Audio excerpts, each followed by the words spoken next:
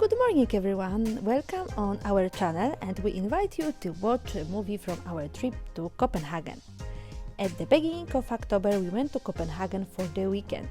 We were sure it would rain, but there was a nice surprise waiting for us. The guide to Copenhagen was rather modest inside. It seemed that the city didn't have many places to see. This short trip turned out to be full of wonderful surprises, and contrary to expectation, Copenhagen stole our hearts so much that if we could choose a place to live, we would be right here. But let's start from the beginning, because the wonderful series of surprises started before we even got on the plane. When we checked in, it turned out that we were sitting next to each other. At the airport, surprise number 2. The flight will take place on time without any delays. On the plane, surprise number 3. Our seats were at the emergency exit and it was a double seat.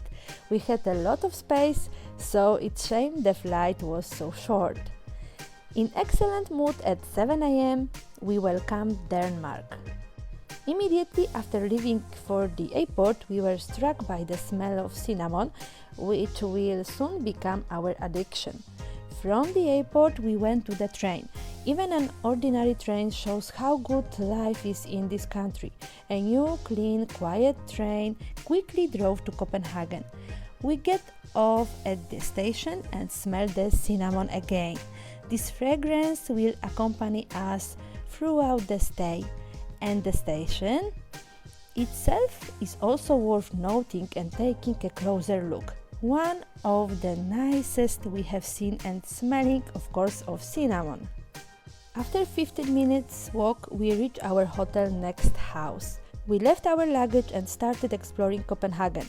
We walked along the canal enjoying the rising sunny day. Our first stop is the Royal Library building called the Black Diamond. Its name comes from the black granite that was mined in Zimbabwe and then cut and ground in Italy. The building was completed in 1999, so it's not an old monument, but its interesting color and shape attract visitors. The Royal Library in the Danish capital is one of the largest of its kind in Europe. Its collection total is 21 million volumes. The body of the building is slightly inclined and at the same time it expands from the bottom to the top. The ground floor has been trained to give the impression of floating. Next we pass the building of the former stock exchange, with an incredibly beautiful tower which is made up of intertwined tails of 4 dragons. This is one of the traces of the activity of King Christian IV, called the Great Builder. And finally we reach the postcard of Copenhagen, the famous new port Nyhavn. Today, beautiful, colorful cottages are home of numerous restaurants.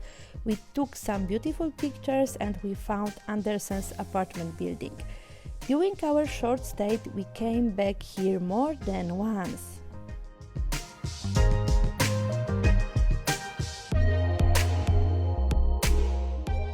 Amalienborg Palace is the official residence to the Danish royal family. The square is surrounded by 4 almost identical buildings. In the middle there is an equestrian monument to King Frederick V, the founder and originator of this powerful complex. There is a shift every day at noon. During the presence of the Queen, the whole ceremony takes place more solemnly and the guards wear red jackets. Next to Amalienborg we see Fredrikskirke, which is also called Marmorkirken or Marble Church. The cornerstone for the construction of the temple was laid by Frederick V in 1749, but due to the lack of funds the work was interrupted and the church was opened only after 145 years. Initially, the church was built of Norwegian marble, but due to the cost, it was replaced with sandstone and limestone. The dome of the marble church was modeled on the dome of the Vatican Basilica of St. Peter, and it's the largest dome in Scandinavia. Finally, we could no longer resist the smell and bought cinnamon buns. It was delicious. They are on our list of the most delicious travel treats. We entered the citadel, shaped like a five-pointed star. It was established in the middle of the 17th century to defend against the Swedes. Currently, the citadel is occupied by the Danish army, but sightseeing is possible. The windmill is particularly beautiful. During the walk, we saw also herons. The walk along the waterfront ended with a statue of the Little Mermaid, the heroine of Andersen's fairy tale. It is the second symbol of Copenhagen next to the New Harbour and the hero of the many souvenirs. Watching videos on YouTube and reading blogs, many people were disappointed with this modest monument that attracts crowds of tourists. But for me, she is perfect. The mermaid is small. She has only 1 meter and 25 centimeter high. Delicate, she sits on a boulder, turns away from tourists and looks into the distance. It's hard to take a picture of her. She's elusive. That's how it should be. The mermaid has the face of ballerina Ellen Price, but the body of sculptress Eriksen's wife Elaine. Next to each other, we find the Church of St. Alban. It's the only Anglican church in Denmark. It's very photogenic. And right next to it is a powerful and beautiful fountain referring to the Nordic myth about the origin of the island of which Copenhagen is located. The fountain of Gefjon was completed in 1908 and depicts the goddess Gefjon and 4 oxen. King Gylf of Sweden promised to give the goddess as much land as she could plow in one night. The goddess turned her 4 sons into oxen and threw the land she had plowed in the Baltic Sea, creating the island of New Zealand. We went to the Royal Gardens to see the Andersen statue.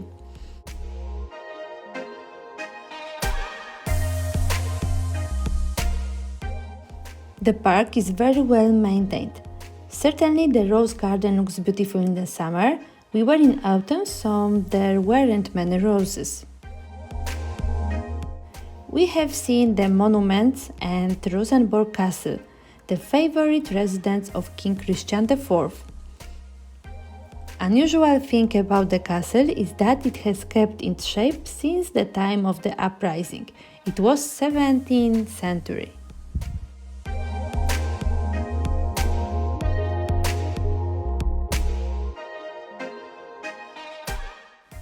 Then we visited Rundetarn, the Rand Tower.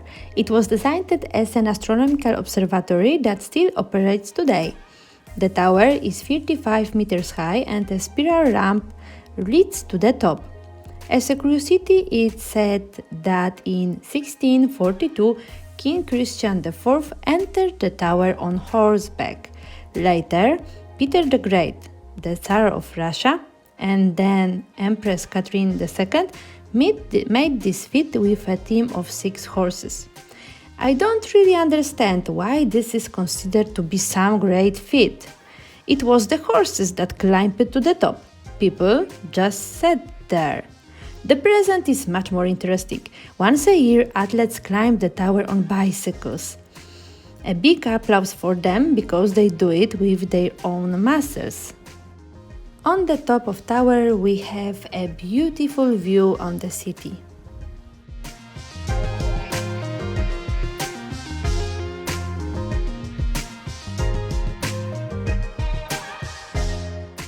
We stopped for a while at the Town Hall Square, the largest square in Copenhagen.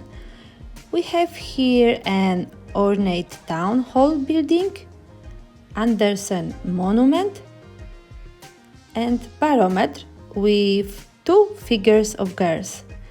If the pressure is high, a girl on a bicycle is shown, and if it will rain, a girl with an umbrella is shown.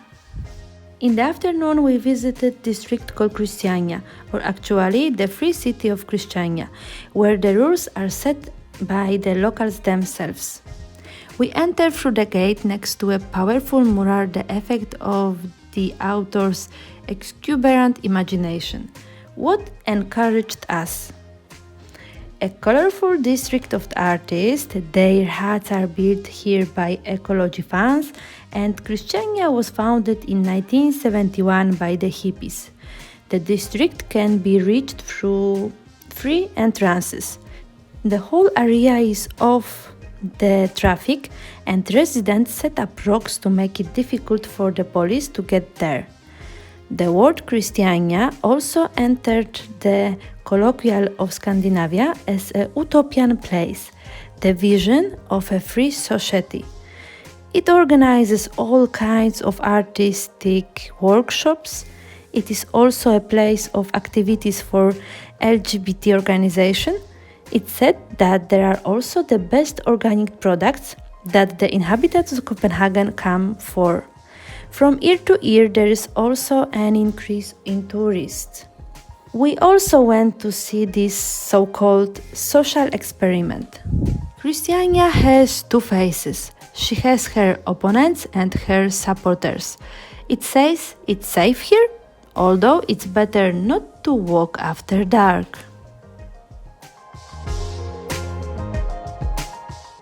On the second day in Copenhagen, we only have time until noon. There is one more place we would like to see, namely Assistance Cemetery. We rarely visit cemeteries, but we went to get to the grave of Hans Christian Andersen. As soon as we cross the cemetery gate, the signs point us towards Andersen's grave. We find it without problem. The grave is modest and surrounded by greenery.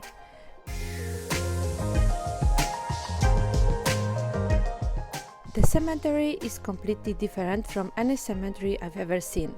The graves are separated, modest, and surrounded by greenery. It's more like a quiet, beautiful park than a cemetery.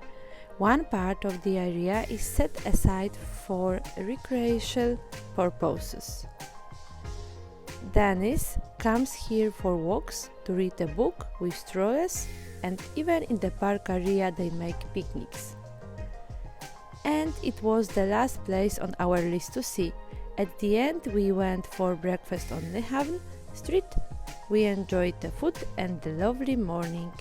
And speaking of food, the flagship dish of Denmark is sandwiches called smørrebrød, delicious works of art.